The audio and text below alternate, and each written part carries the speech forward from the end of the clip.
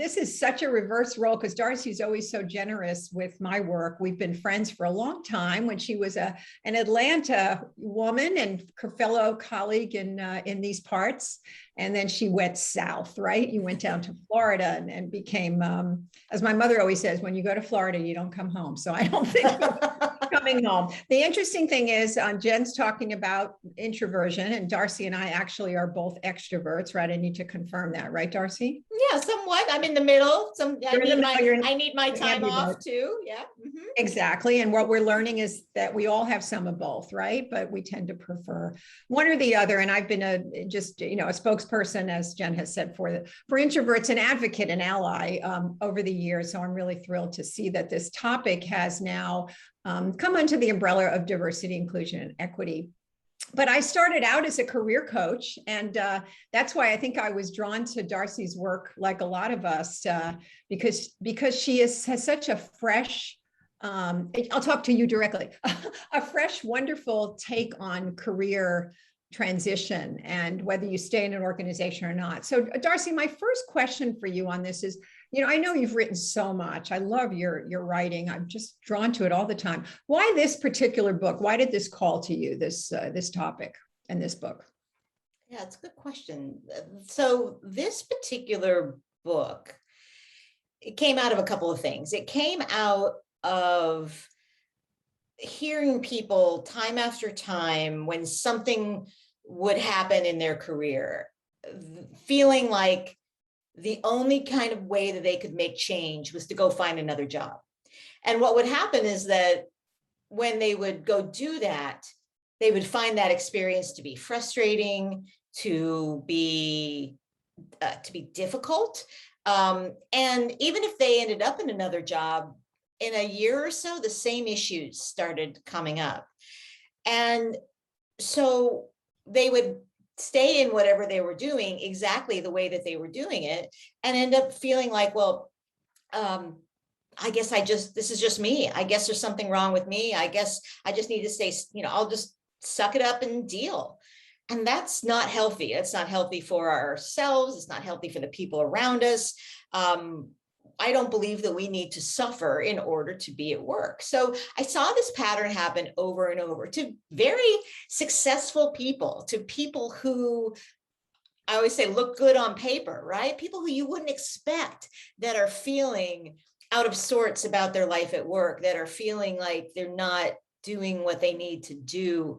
And when they would get introduced to me for coaching, or they find me through one of my articles or through a referral from someone like you, when we would dig into it, we'd find that it wasn't everything that wasn't right. There might be just a few things, and we could actually take control over those things. So I wrote the book to be able to put together a guide for when you hit a road bump in your life at work, for when something isn't going right, and remembering that there are things you can control, things that you can do in order to change your life at work without having to change everything in your life. So I wrote it for that professional, and for every time that something happens in their life at work. And truth is, it's always going to happen, right? It's always going to happen to us. So that's why I wrote it.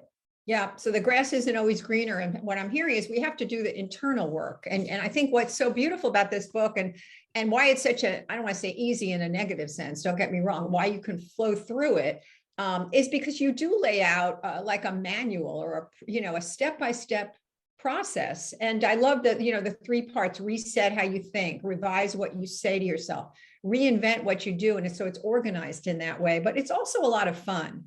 So tell us a little bit about your approach to career coaching and to writing like this. I mean, it sounds like you don't take it as serious. You know what I'm saying? You don't like make it more serious than it needs to be. Would you have an idea about that? Why you keep it, why there's kind of jokes in there and there's a little bit of, it's more lighthearted? Yeah. And I'm so glad that you felt that. And I think Lori and a couple others people have said that to me too, because my goal in anything that we do is to take a light approach to a serious topic. Doesn't mean this work isn't serious. It doesn't mean that these struggles that folks have are serious. But the problem is, and what I have found, even across my own career, is that so much of the manage your career type of help that's out there is just feels so heavy. I mean, you pick up the tome that's this big telling you all the things you need to do. For the people that tend to respond to me, they're busy professionals, right? They have lives. They want great careers, but they also want great lives. And trying to balance those, trying to figure out how to strike the chord that's right for them isn't always easy. And so facing somebody with a big, tome that's a paperweight, as my mother would call it, it's just intimidating. So from the get-go, when I was talking to my publisher about this book, I said, I want this to be accessible. I want it to feel easy and fun. And I want it to flow where you don't open it and the type is so small that you go, I'll read that later. So this is actually, the design of the book. And I know we've got a professional designer here, Lisa Brosniak, the design of the book was intentional about having that feeling of accessibility, because also when you get to that state, right? And probably everybody on this call has been there, myself included.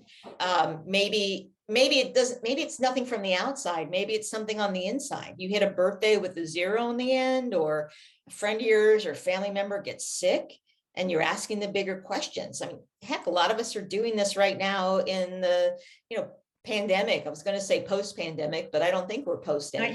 Not yet. Not yet. So, so the last thing you want is that for help to be provided in the way of more work for you. Yes. So having something that's light, even to the point of the cover feeling, upbeat and optimistic, and not also serious, business book. It was all intentional.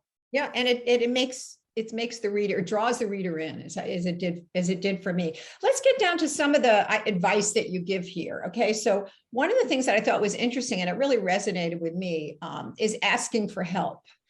And you mentioned something in the chapter about that people are hesitant to ask for help on the big questions. It's, and that has been a problem, right? When people are wanting to kind of explore different areas, or maybe move, not be so overwhelmed in their jobs. Mm-hmm. So that was one that I wanted to ask you about. What have you seen come up with people with that question? Yeah, I used to coach some leadership groups for a large Seattle-based software company that some of you may have. You may be using their tools as we speak. And these were smart, successful, super high paid people that had big teams. And one of the themes that I heard over and over when we would do kind of a hot seat coaching, like somebody got to dive in to their particular issue, is as we would work through the issue, when we get to, so what's the action, which is something I always do in coaching. Like, so what's the action we need to take here? What's the action you need? It was always, I need to ask so-and-so, I need to have this conversation. I need to tell them what I'm thinking. I need to ask them for whatever it is that I need.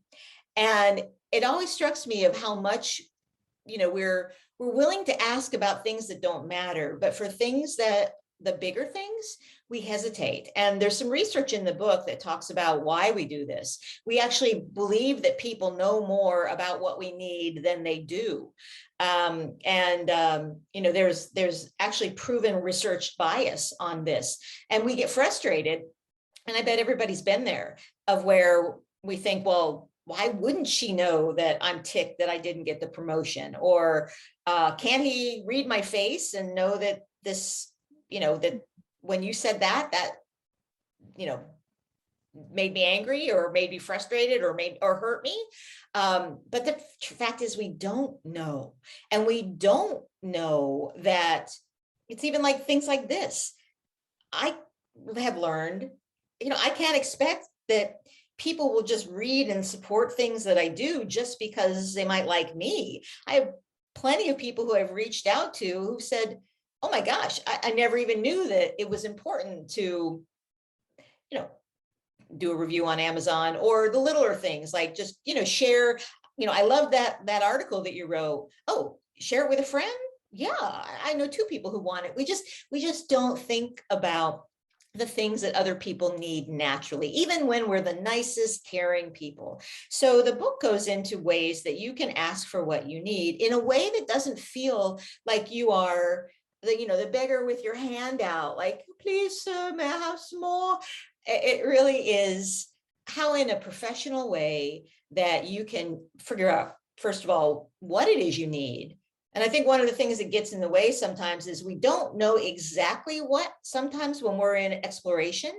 So we wait, we don't ask because we're not sure. And anybody here ever had a manager that said, don't come to me with a problem until you have a solution? Well, there's some value in that, but I actually think we have to learn how to ask the question to get more data and to get more information.